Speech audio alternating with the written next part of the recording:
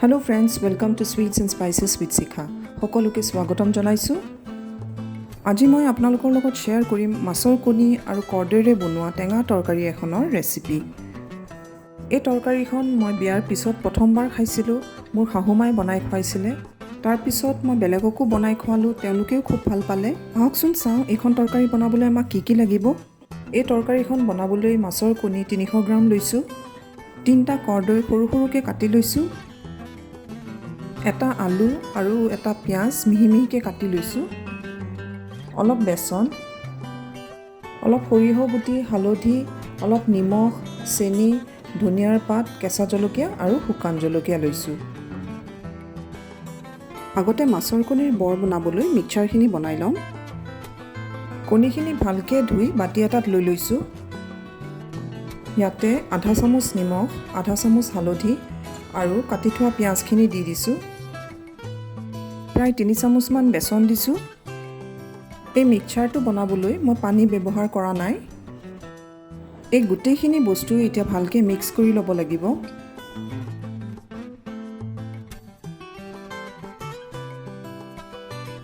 কেৰাহী বা nonstick PAN এখনত তেল অলপ গৰম হ'বলৈ দিম আৰু কণীৰ বৰকেইটা ভাজি ল'ম। মিক্সচাৰখিনি তেলত দিয়াৰ আগে আগে জুইটো একেবাৰে কমাই দিব, নহ'লে জ্বলি যোৱাৰ চান্স থাকে।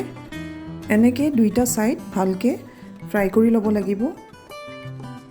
এইখিনি ফ্ৰাই কৰি থাকোঁতে ফ্লেমটো মিডিয়ামত ৰাখিব।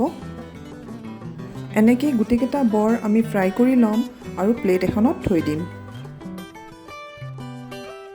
কেৰাহীটোত আগৰে তেল অলপ আছিলে, মই আৰু অলপ দি লৈছোঁ।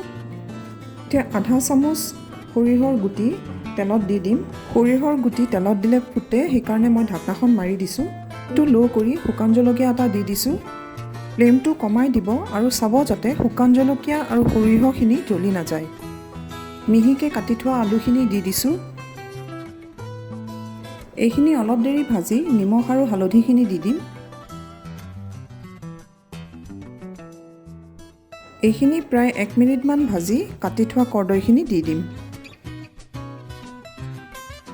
ফ্লেমটো মিডিয়ামত দি এইখিনি অলপ ভাজি ল'ম। আলুখিনি ভাজোঁতে নিমখ অলপ কমকৈ দিছিলোঁ, এতিয়া আৰু অলপ দি দিছোঁ।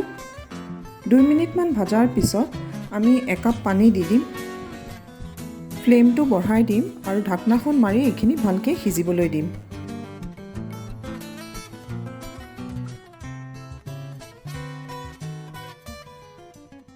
চাৰি 5 মিনিটমানৰ পিছত আমি ঢাকনাখন গুচাই দিম। কৰ্দৈ আৰু আলুখিনি ভালকৈ সিজি গৈছে। এতিয়া আমাক যিমান পৰিমাণত জোল লাগিব আমি সিমানখিনি পানী দি দিম। মই প্ৰায় 1 গিলাচমান পানী দি দিছোঁ। কৰ্দৈখিনি অলপ টেঙা, সেইকাৰণে অলপ চেনি দি দিছোঁ। চেনি অলপ দিলে তৰকাৰীখনৰ টেঙা মিঠা টেষ্ট এটা আহে আৰু খাবলৈ খুব ভাল হয়। কেঁচা জলকীয়া 2টা দি ঢাকনাখন মাৰি দিছোঁ আৰু অলপ দেৰি উতলিবলৈ দিম। কেঁচা জলকীয়া তৰকাৰীত এনেকৈ অলপ দেৰিকৈ দিলে ইয়াৰ ফ্লেভাৰটো আহি যাব তৰকাৰীখনত। এইখিনি ভালকৈ উতল অহাৰ পিছত মাছৰ কণীৰ বৰকেইটা দি দিম।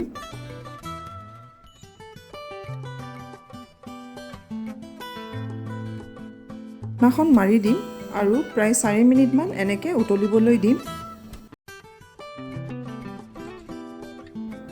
অলপ দেৰিৰ পিছত ঢাকনাখন খুলি কাটি থোৱা ধনিয়াখিনি দি দিম।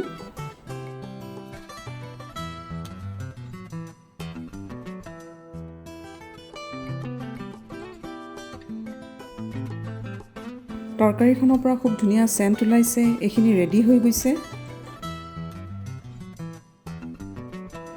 ভিডিঅ'টো যদি চাই ভাল পালে লাইক কৰিব আৰু মোৰ চেনেলটো ছাবস্ক্ৰাইব কৰি বেল আইকনটো টিপিব নাপাহৰিব।